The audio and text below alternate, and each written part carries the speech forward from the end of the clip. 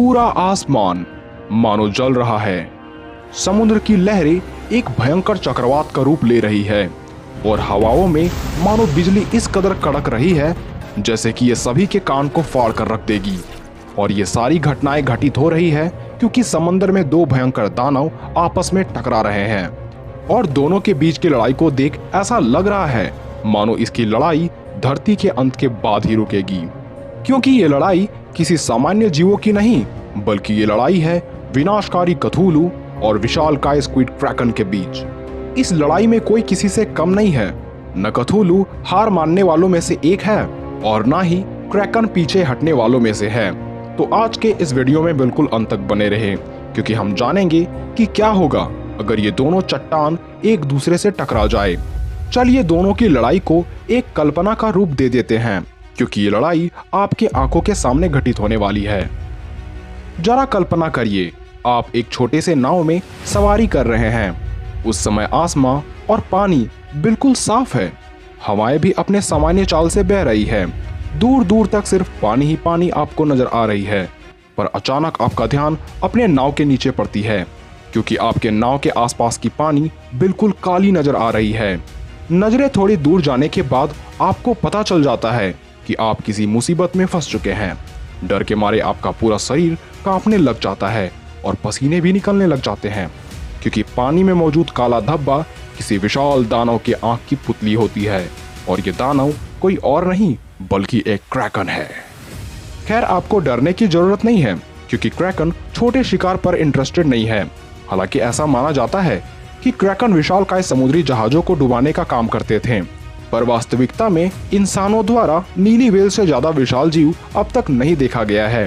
अब शायद ऐसी संभावनाएं हो सकती है कि जिस आंख ने क्रैकन को देख लिया हो वो लोगों को बताने के लिए जीवित न बचा हो, क्योंकि एक नीली व्हेल भी क्रैकन के आगे किसी गोल्डफिश से ज्यादा और कुछ नहीं है। खैर, क्रैकन को किसी बड़े शिकार की जरूरत है, इसलिए वो समंदर के वैसे हिस्से में जाता है जो अब तक पूरी तरह से एक्सप्लोर नहीं की गई हो। और ये जगह है पॉइंट नीमो, जिसके अंदर रेला नाम का शहर जलमग्न हो चुका था और जहां पर राज था विनाशकारी कथूलू का। पर शाप के कारण वो कई सदियों से उस गहरे स्थल में सो रहा है और अपने सपनों में कथूलू अपने शैतानों से बात कर रहा है कि तभी अचानक कथूलू नींद से जाग जाता है क्योंकि उसके शहर में एक अज्ञात जीव ने प्रवेश कर लिया और वो अज्ञात जीव है क्रैकन, जिसने तुरंत कथूलू के शरीर को अपने टेंटिकल्स के सहारे जकड़ लिया और दोनों के बीच युद्ध शुरू हो गई।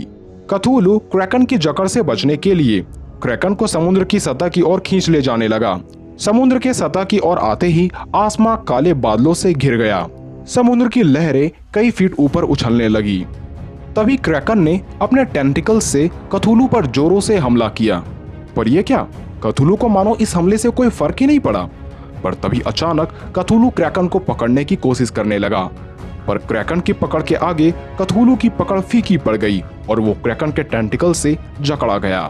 पर कई कोशिशों के बाद कथूलू क्रैकन को पकड़ने में कामयाब रहा और तभी आसमान से एक बिजली क्रैकन के शरीर पर पड़ी। पर मानो ये बिजली का झटका क्रैकन के लिए कुछ भी नहीं था। अंत में कथूलू ने क्रैकन को पानी में उछाल फेंका और कथूलू अपने सम्मोहन की क्रिया से अपने आसपास मौजूद शिप्स को खींचने लगा ताकि वो सभी शिप्स क्रैकन को मार डाले। पर कुछ समुद्री दोस्त क्रैकन के भी हैं, जिसकी मदद लेकर वो समुद्री जहाजों को डुबाने लगे और क्रैकन भी गहरे समुद्र में जाकर एक बवंडर का निर्माण करने लगा जिसके चपेट में सभी समुद्री जहाज आ गए। और इस घटना के बाद कथूलू समझ गया कि उसका पाला कोई आम समुद्री जीव से नहीं बल्कि समंदर का खूंखार मॉन्स्टर से पड़ा है और इसे पानी में बिल्कुल भी हराया नहीं जा सकता है। इसलिए कथूलू ने समुद्र पर इतनी बिजलियों की बौछार कर दी जिससे वहां का पानी गर्म होकर सूखने लगा। तभी क्रैकन पानी की सतह पर आता है, पर इस बार कथूलू मन बना चुका था और उसने फाइनल अटैक करके क्रैकन को मार डाला। दोस्तों, ये बात भी जान लेना आवश्यक है कि क्रैकन के बारे में कई विशेषज्ञों का ऐसा दावा है कि ये जीव कोई काल्पनिक नहीं बल्कि ये वास्तविक में हुआ करते थे, या ऐसा भी हो सकता है कि ये आज भी गहरे समुद्र में दबे हुए हो। अब क्योंकि क्रैकन के शरीर में स्क्विड की भांति हड्डियां नहीं पाई जाती, इसलिए आज तक इसके अवशेष वैज्ञानिकों को देखने को नहीं मिले। पर आज भी समुद्र में रहस्यमयी तरीके से डूबे समुद्री जहाज के पीछे क्रैकन को ही वजह बताई जाती है। वहीं कथुलू के बारे में ऐसी थ्योरी है कि धरती पर इस जीव का आगमन इंसानों की उत्पत्ति से बहुत पहले हो चुका था और कथुलू धरती का नहीं बल्कि किसी और ग्रह का विशालकाय राक्षस है जो किसी कारणवश समुद्र के अंदर दफन हो चुका है।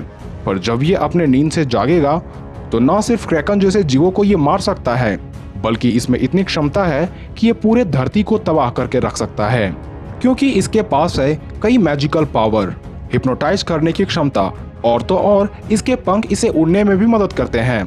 खैर ये तो बस अलग अलग लोगों की थ्योरीज है, पर आप इस थ्योरी पर कितना विश्वास करते हैं हमें कमेंट में लिखना ना भूलें। तो मिलते हैं अगले वीडियो में।